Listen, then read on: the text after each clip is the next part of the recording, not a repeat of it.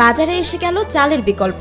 আর কেবল ধান থেকে নয়, বাঁশ থেকেও এখন তৈরি হচ্ছে চাল। সেই চাল থেকে রান্না হচ্ছে ভাত, পায়েস সহ নানান খাবার। ধানের চাউলের থেকে বাঁশের ফুলের চাউলটা যে আমরা তৈরি করছি, পায়েস রান্না করে দেখলাম, খুবই সুস্বাদু। ধানের যেরকম চাল হয় সেরকম বাঁশ থেকে এরকমই চাল হচ্ছে।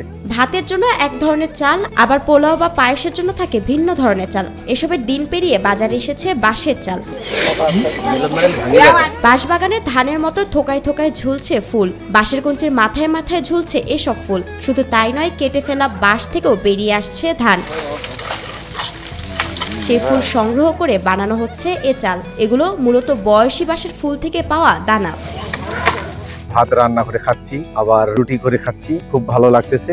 আমার জন্মের পর থেকে আমি শুনি নাই যে কখনো বাঁশ থেকে কখনো চাল আমরা পাবো, সেই চাল খাইতে পারবো। কিন্তু এবারে প্রথম শুনলাম যে বাঁশ থেকে চাল হওয়ার পর সেই চাল খাওয়া যাচ্ছে। আমরা পায়েস খাওয়ার পর অনেক মজা পাচ্ছি। আম জাম পাড়ার মতো করে লাঠি দিয়ে বাড়ি দিয়ে গাছ থেকে নেওয়া হচ্ছে ধান। ঝুম বৃষ্টির মতো করে সেই ধান পড়ছে মাটিতে। উচ্চতা কম হলে মেহেদি পাতার মতো করে হাতেই সংগ্রহ করে নেওয়া যায় এই বিশেষ ধান। মাটিতে পড়া এ ধান সংগ্রহের জন্য গামলা হাতে অধীর আগ্রহে দাঁড়ান বাড়ির ছোট বড় সকলে। মাটিতে পড়া চাল ঝাড়ু দিয়ে একসাথে করে তুলে নেওয়া হয় পাত্রে। ধানের মাথায় চিমটি দিলে বের হয়ে আসে চাল। দিনাজপুর জেলার ফুলবাড়ী উপজেলার এলুয়ারি ইউনিয়নের পাকাপান গ্রামের সাঞ্জু রায়, তার বাঁশবাগান থেকে আসছে এ চাল।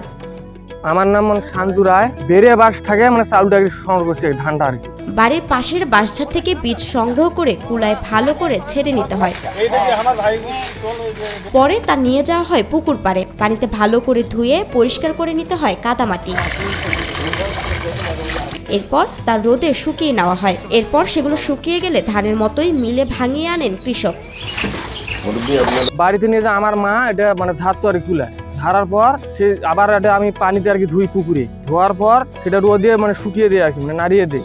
দেওয়ার পর সেই ধানটা শুকানোর পর আমি মেলে ছাড়তে নিয়ে যাই, কুটতে নিয়ে যাই। নেওয়ার পর সেই চালটা আর কি বাগানো হয়। সেই চাল দিয়ে আমি মনে করো যে জীবন যেমন করতেছি আর কি। বাঁশের ধান থেকে চাল, আবার সেই চাল থেকে ভাত ও পায়েস খাওয়ার ধুম পড়েছে গ্রামে।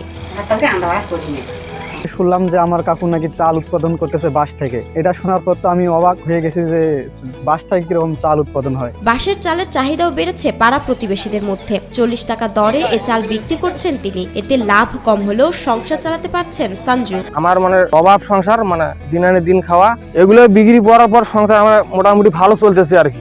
মানুষের চাহিদা কঠিন, আমি চাউল দিতে পারতেছি না। 40 টাকা কেজি বিক্রি করতেছি, চাউল দিতে পারতেছি না। চাউল শেষ হয়ে গেছে। আবার আমি সংগ্রহ করতেছি। করার পর সেই চাউল আবার আমি সাফ করব বা ধুবো বা শুকাবো, উঠাবো। তারপরে আমি ওনাকে দিব পাড়া প্রতিবেশীকে।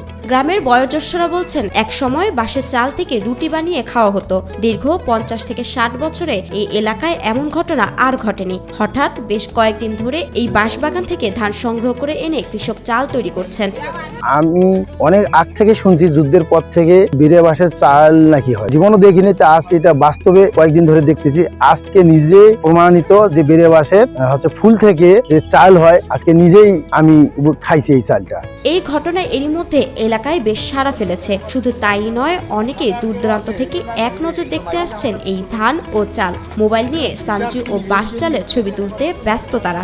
এখানে এক ছেলে শুনলাম যে বাঁশের ফুল সংগ্রহ করে সেখান থেকে চাল তৈরি করেছে। তো এইটা আগ্রহ নিয়ে আসলাম দেখার জন্য। পাশে এক বাড়িতে পায়েস পাক করেছে, আমি সেই পায়েসটা মুখে দিয়ে দেখলাম, অত্যন্ত সুস্বাদ। বিষয়টি বিরল হলো, এক প্রজাতির বাঁশ গাছ অনেক বয়স হয়ে গেলে এরকম ফুলের মতো বীজ বের হয়। তবে এই বীজ থেকে চাল তৈরি করে তা ভাত বা অন্যান্য উপায়ে খাওয়া যায়। এটি সাধারণ চালের ভাতের তুলনায় পুষ্টিগত দিক থেকে অনেক ভালো বলে জানান দিনাজপুর কৃষি সম্প্রসারণ অধিদপ্তরের উপপরিচালক নুরুজ্জামান। ধান এবং বাঁশ এরা একই পরিবারের উদ্ভিদ, তারা একই ধরনের দানা উৎপাদন করতে পারে। এই চালটা খাওয়ার উপযোগী এবং এখানকার যে পুষ্টিগুণ সেটা সাধারণ চালের চেয়ে কোনো অংশেই কম নয়।